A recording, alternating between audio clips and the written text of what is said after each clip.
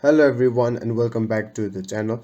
Today I'm going to show you guys how to log out Viber. Now first of all, go to your Viber application, right?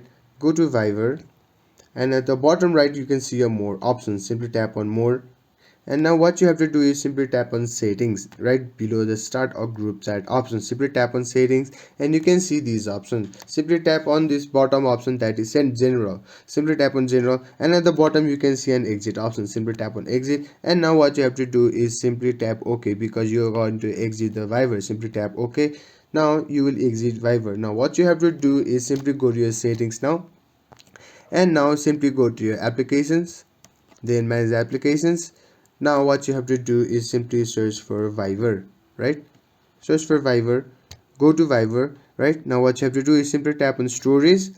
Now what you have to do is simply tap on clear data at the bottom. Simply tap on clear data and then tap on clear cache and then hit OK and you're done. So there you have it. If you found this video helpful, please give it a thumbs up and don't forget to subscribe for more tutorials. Comment down your thoughts, and until then, goodbye.